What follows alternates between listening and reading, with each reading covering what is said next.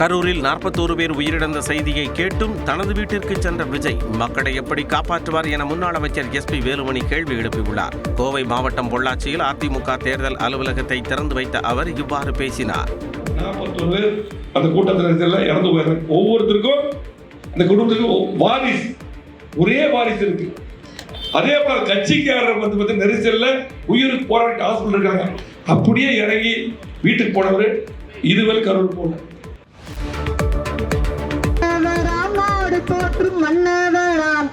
கோவை தெற்கு தொகுதி வேட்பாளர் செந்தில் பாலாஜியை ஆதரித்து திமுக பெண் கவுன்சிலர் சாந்தி முருகன் பாட்டுப்பாடி வாக்கு சேகரித்தார். கோவை தெற்கு தொகுதியில் செந்தில் பாலாஜிக்கு ஆதரவாக திமுகவினர் பல்வேறு பகுதிகளில் பிரச்சாரம் மேற்கொண்டு வருகின்றனர். இதன் ஒரு பகுதியாக ராமநாதபுரம் பகுதியைச் சேர்ந்த 63வது வார்டு கவுன்சிலர் சாந்தி முருகன் ஆட்டோவில் அமர்ந்தபடி பாடல் பாடி செந்தில் பாலாஜிக்கு வாக்கு சேகரித்தார். தமிழக முதல்வரோட பேரன்ப பெற்றவராம் கரூர் கோவை மக்களுக்கு காவல் தெய்வமாய் இருப்பவராம் செந்தில் பாலாஜி பேரு அன்ன பெருமைகளை கேளு. செந்தில் பாலாஜி பேரு அவர் பெருமைகளை கேளு. தூத்துக்குடி புதூர் பாண்டியாபுரத்தில் பரப்புரையில் ஈடுபட்ட தாவேக வேட்பாளரும் நடிகருமான ஸ்ரீநாத் டீக்கடையில் பஜ்ஜி சுட்டு வாக்கு சேகரித்தார். டோல்கேட் அருகே உள்ள டீக்கடையில் கேஸ் தட்டுப்பாடு காரணமாக விறகு அடுப்பு பயன்படுத்தப்படுகிறது.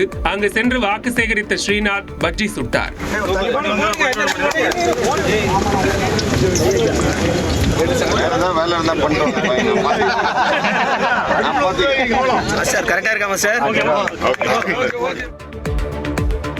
சிவகங்கை அருகே அதிமுக பொதுச் செயலாளர் எடப்பாடி பழனிசாமியின் பாதுகாப்பு வாகனம் மோதி இளைஞர் பரிதாபமாக உயிரிழந்தார்.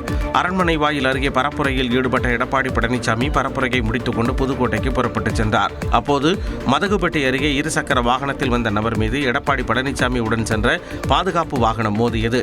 இதில் மதகுபட்டியைச் சேர்ந்த ஆறுமுகம் என்ற இளைஞர் நிகழ்விடத்திலேயே உயிரிழந்தார். சென்னை அருகே உள்ள குன்றத்தூர் முருகன் கோவிலுக்கு வரும் பக்தர்களை வெயிலின் தாக்கத்திலிருந்து பாதுகாக்க படிக்கட்டுகள் முழுவதும் பச்சை பந்தல் அமைக்கப்பட்டுள்ளது. பங்குனி உத்திரத்தை முன்னிட்டு குன்றத்தூர் முருகன் கோவிலுக்கு அலகு குத்தியபடியும் காவடி எடுத்தபடியும் ஏராளமான பக்தர்கள் வந்தனர். வெயிலின் தாக்கத்தால் படிக்கட்டுகள் மீது பக்தர்கள் சிரமமின்றி நடந்து செல்ல ஏதுவாக கோயில் நிர்வாகம் சார்பில் படிக்கட்டுகள் மீது பச்சை பந்தல் அமைக்கப்பட்டது.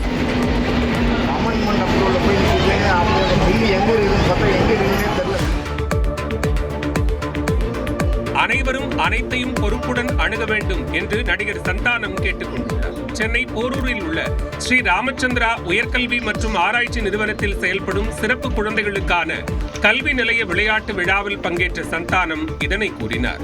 எல்லாத்தையுமே நம்ம பொறுப்போடு பார்க்கலாம். அந்த மனநிலைக்குள்ள ஒவ்வொருத்தருமே வரணும்.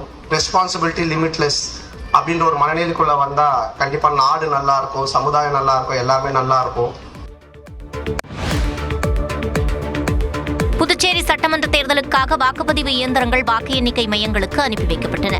மாகே ஏனாம் பிராந்தியங்களுக்கு சீல் வைக்கப்பட்ட வாகனங்களில் வாக்குப்பதிவு இயந்திரங்கள் அனுப்பப்பட்டன. தொடர்ந்து புதுச்சேரியில் உள்ள 23 மையங்களுக்கான வாக்கு சேகரிப்பு மையங்களுக்கான வாக்குப்பதிவு இயந்திரங்கள் லாஸ்பேட்டையில் உள்ள வாக்கு எண்ணிக்கை மையங்களுக்கு அனுப்பப்பட்டன. இவை வாக்குப்பதிவு நாளான 9ஆம் தேதிக்கு முந்தைய நாள் வாக்குச்சாவடி மையங்களுக்கு அனுப்பி வைக்கப்பட உள்ளன. கோவை பேரூர் பட்டீஸ்வரர் கோயிலில் பங்குனி உத்திர தேர் திருவிழா விமர்சையாக நடைபெற்றது. பங்குனி உத்திர விழாவின் 10ஆம் நாள் நிகழ்வாக நடராஜர் சிவகாமி அம்மனுக்கு சிறப்பு அபிஷேக பூஜைகள் நடைபெற்றன. அதன் பின் நடராஜ பெருமான், சிவகாமி அம்பாள் ரத வீதிகளில் வீதி உலா வந்து பக்தர்களுக்கு அருள் பாலித்தனர். இதில் பல்லாயிரக்கணக்கான பக்தர்கள் கலந்து கொண்டு சாமி தரிசனம் செய்தனர். ராமநாதபுரம் மாவட்டம் பரமக்குடியில் உள்ள ஸ்ரீ முத்தால பரமேஸ்வரி அம்மன் கோயில் பங்குனி திருவிழா தேரோட்டம் வெகு விமர்சையாக நடைபெற்றது.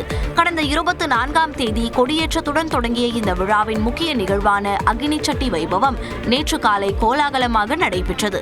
இதனைத் தொடர்ந்து இரவு வண்ண மின்விளக்குகளால் அலங்கரிக்கப்பட்ட தேரில் அம்மன் 4 வீதிகளிலும் வலம் வந்து பக்தர்களுக்கு அருள் பாலித்தார்.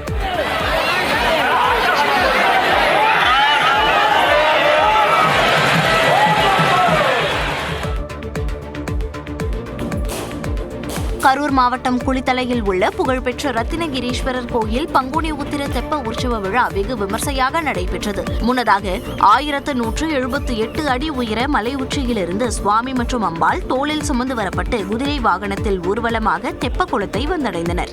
வண்ண மின்விளக்குகளால் அலங்கரிக்கப்பட்ட தெப்பத்தில் எழுந்தருளிய சுவாமி 3 முறை வலம் வந்து பக்தர்களுக்கு அருள் பாலித்தார்.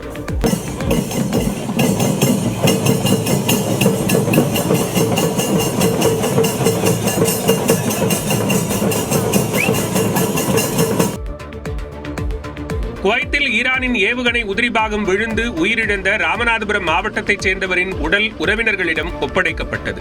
முதுகுளத்தூரைச் சேர்ந்த சந்தான செல்வம் குவைத் நாட்டில் பணியாற்றி வந்தார். இந்நிலையில் குவைத்தில் அவர் தங்கியிருந்த இடத்தில் ஈரான் நாட்டின் ஏவுகணை உதிரிபாகம் விழுந்ததால் அதில் படுகாயமடைந்த அவர் சம்பவ இடத்திலேயே உயிரிழந்தார். இதனையடுத்து சந்தான செல்வத்தின் உடல் இந்தியா கொண்டுவரப்பட்ட நிலையில் அவரது சொந்த ஊரான முதுகுளத்தூர் அருகே உள்ள அணிகுருந்தான் கிராமத்தில் அடக்கம் செய்யப்பட்டது. புதுச்சேரி கதிர்காமம் தொகுதியில் அதிகாரப்பூர்வ வேட்பாளருக்கு எதிராக போட்டியிடும் என்ஆர் காங்கிரஸ் நிர்வாகியை கட்சித் தலைமை நீக்கியுள்ளது.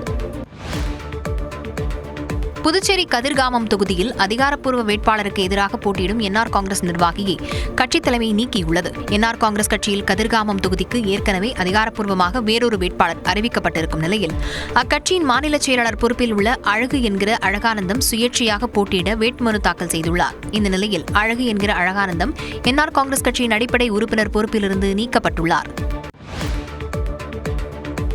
திமுக தேர்தல் வாக்குறுதி தந்தால் அதை நிறைவேற்றும் என்ற நம்பிக்கை மக்களிடம் இருப்பதாக திமுக தேர்தல் அறிக்கை குழு தலைவர் கனிமொழி கூறினார். தூத்துக்குடியில் மதசார்பற்ற முற்போக்கு கூட்டணி தேர்தல் பணிமனையை திறந்து வைத்த அவர் இவ்வாறு கூறினார். தேர்தல் அறிக்கைகளை எல்லாம் மக்கள் திரும்பி கூட பார்க்காத இந்த சூழலிலே திராவிட முன்னேற்ற கழகத்தின் தேர்தல் அறிக்கையை அவர்கள் கொண்டாடக்கூடிய ஒரு சூழ்நிலை இருக்கிறது என்றால் அதற்கு காரணம் திராவிட முன்னேற்ற கழகம் எந்த வாக்குறுதியை தந்தாலும் அதை நிறைவேற்றும் என்ற அந்த நம்பிக்கை மக்களுக்கு இருக்கிறது.